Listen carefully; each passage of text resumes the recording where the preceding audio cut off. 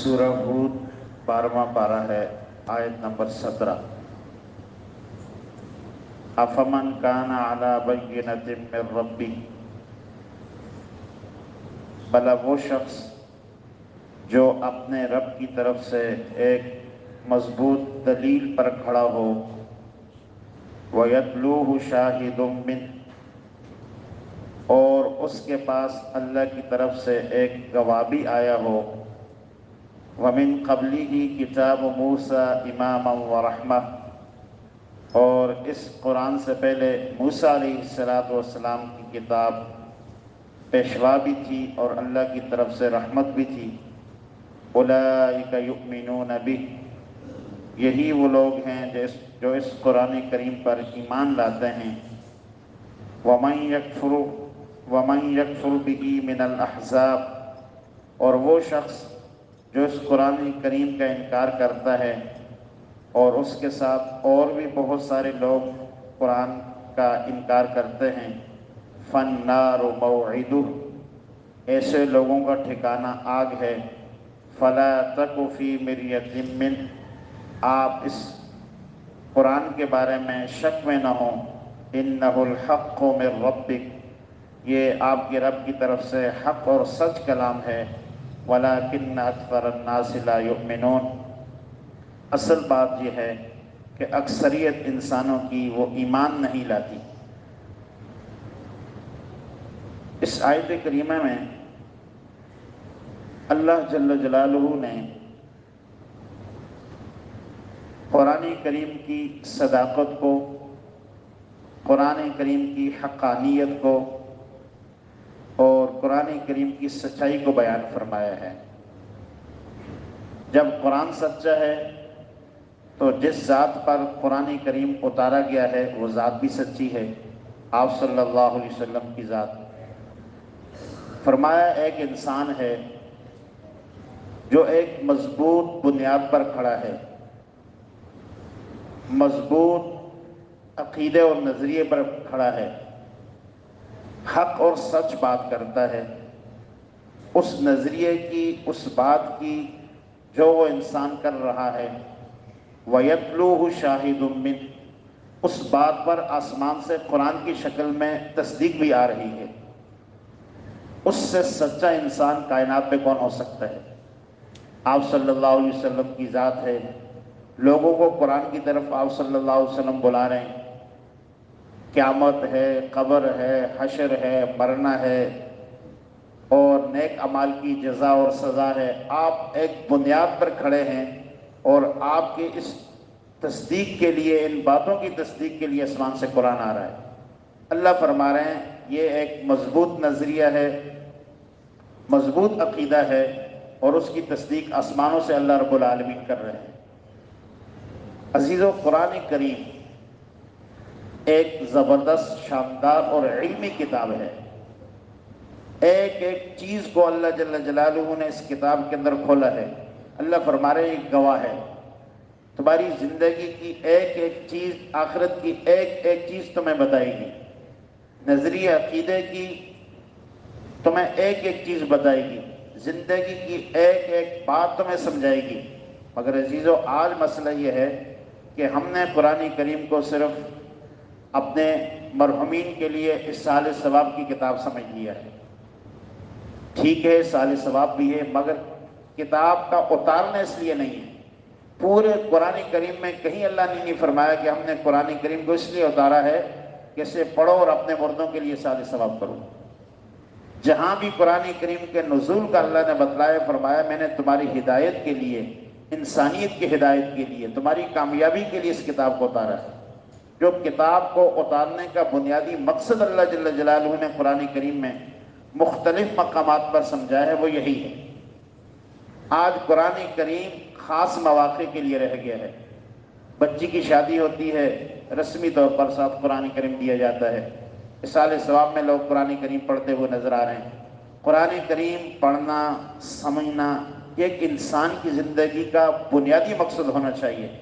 فرمایا ایک یہ شخص ہے، اور یہ آدمی جب بات کرتا ہے آسمانوں سے تصدیق آتی ہے، اولئک یؤمنون بی، مگر خود بھی اس کتاب پر ایمان لائے ہوئے ہیں۔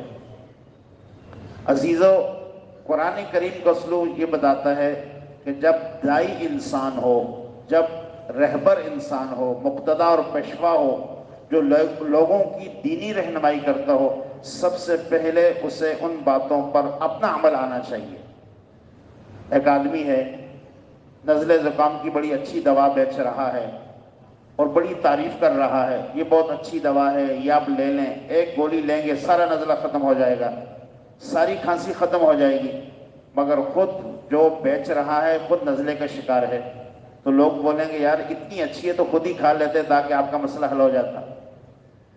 تو اگر آج کی دنیا میں ہم دیکھیں، سبھی لوگوں کو دینی معلومات ہیں، سبھی ایک دوسرے سے شیئر کر رہے ہیں، مگر شیئر کرنے والے کا، بتلانے والے کا، بات سمجھانے والے کا اپنا عمل کیا ہے؟ جب تک اپنا عمل اس بات پر نہیں ہوگا، بات کے اندر اثر نہیں ہوگا۔ بات برائے بات تو ہے، آج ہم اپنے بچوں کو کتنا سمجھاتے ہیں، بچوں کو کتنا سمجھاتے ہیں، معاشرے کی اصلاح کی کتنی کوشش کرتے ہیں۔ عزیزو، ہماری اپنی بنیاد کمزور ہے۔ جب عقیدہ، نظریہ، عمل کے اندر انسان مضبوط ہوتا ہے، سیدھی سادھی نارمل سی بات رکھتا ہے، دنیا کے اندر اللہ انقلاب برپا کر دیتے ہیں۔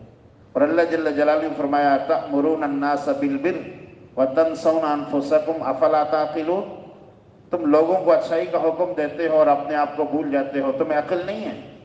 عقل مند انسان کبھی ایسا نہیں کرتا، وہ اپنے عمل کی اصلاح پہلے کرتا ہے، دوسروں کے عمل کی اصلاح کی کوشش بعد میں کرتا ہے۔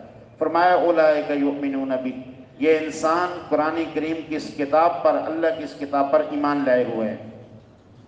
اس کے بالمقابل فرمایا ایک انسان وہ ہے جو قرآن کریم کا انکار کرتا ہے اور 10 لوگ اس کا انکار کرتے ہیں۔ ایک انسان ہے جو قرآن کریم کو نہیں مانتا، اللہ کو نہیں مانتا، آخرت کو نہیں مانتا، اس کی پارٹی اور پارٹی کے افراد بہت زیادہ ہیں۔ وَمِنَ الْأَحْزَابِ، احزاب کہتے ہیں لشکروں کو، لوگوں کو، افراد کو، خود بھی نہیں مانتا اور مختلف لوگ اس کے ساتھ ہیں جو قرآن کریم کا، اللہ کی ذات کا انکار کرتے ہیں۔ عزیزو، کثرت پہ نہیں جانا چاہیے۔ آج کی دنیا میں اگر ہم کثرت پہ جائیں تو اکثریت نافرمانی کی ہے، اکثریت اللہ کو ناراض کرنے والوں کی ہے۔ گنے چنے لوگ ہیں جو اللہ کو منا کر، اللہ کو راضی رکھ کر، اللہ کے ساتھ معاملات کلیئر کر کے چل رہے ہیں، ورنہ تو فضا دوسری ہے۔ اللہ فرما رہے ہیں اکثریت ہی کیوں نہ نافرمانی کی طرف چلی جائے، تمہیں نہیں جانا چاہیے۔ فالنار موعدہ، ایسے لوگوں کا ٹھکانہ جہنم ہے۔ کہیں تم یہ نہ دیکھ لو کہ بھائی نیک لوگ کم ہیں، فضا تو اس رخ کی ہے، ہم اسی رخ پہ چلے جائیں استقامت کے ساتھ۔ اللہ بتائے ساری دنیا ایمان کو چھوڑ دے، ہم نے ایمان پہ کھڑا ہونا ہے۔ ساری دنیا اللہ کے راستے کو چھوڑ دے، ہم نے ایمان پہ کھڑا ہونا ہے۔ وہ جانے ان کا رب جانے۔ اس لیے عزیزو، استقامت بہت بڑی چیز ہے۔ فرمایا وہ انسان جو کفر پر ہو اور دنیا اس کے ساتھ دیتی ہو، فالنار موعدہ، یہ جہنم پہ جانے والا ہے۔ فلا تک فی مریۃ منہ، آپ صلی اللہ علیہ وسلم کو اللہ مخاطب کر کے امت کو سمجھانا چاہ رہے ہیں کہ دین کے معاملے میں شک میں نہیں مبتلا ہونا چاہیے۔ عزیزو، شک اتنی خطرناک بیماری ہے، دین تو دین ہے، دنیا کے معاملات میں بھی اگر شک انسان کو کسی بات میں آ جائے تو انسان بڑا تذبذب کا شکار ہو جاتا ہے، بڑی پریشانی میں چلا جاتا ہے۔ میاں بیوی کے اندر اگر شک والی کیفیت بن جائے، گاڑی چلنا مشکل ہو جائے گی۔ کھانا کھاتے ہوئے انسان کو شک ہو، پتہ نہیں یہ صحیح ہے یا غلط ہے، کھانے کی ساری لذت خراب ہو جاتی ہے۔ وضو کرتے ہوئے پانی کے بارے میں شک ہو جائے، پانی پینے کے لیے پانی لیتے ہوئے شک ہو جائے پاک ناپاک ہے، انسان بہت ڈسٹرب ہو جاتا ہے۔ جب دنیا کے معاملات میں ایسا ہے تو فرمایا دین کے معاملے میں جب انسان شک کے اندر چلا جاتا ہے تو پھر وہ بہت گمراہی کے قریب چلا جاتا ہے۔ اس لیے اللہ جل جلالہ نے جو ہمیں نظریہ دیا، سوچ دی، سمجھ دی، مذہب دیا ہے، بس اس پہ ڈٹ جانا ہے۔ دنیا کچھ بھی بولے، اور آج کی دنیا میں تو شک کے اندر انسانوں کو لے جایا جا رہا ہے۔ یہ بات ایسے کیوں ہے، یہ ایسے کیوں ہوا، کہاں سے آئی، کیسے آئی؟ صحیح بنیادی عقیدوں کے اندر بھی شک پھیلایا جا رہا ہے، بتایا جا رہا ہے۔ اللہ فرما رہے ہیں اصل بات یہ ہے کہ انہ الحق من ربک، یہ دین مذہب قرآن اللہ کی طرف سے حق ہے، ولکن اکثر الناس لا یؤمنون، مگر دنیا کے اندر اکثریت دین مذہب پر آنے والی نہیں ہے۔ اللہ جل جلالہ ہم سب کو استقامت کے ساتھ، دین عمل کے ساتھ مبارک زندگی نصیب فرمائے۔ اللہم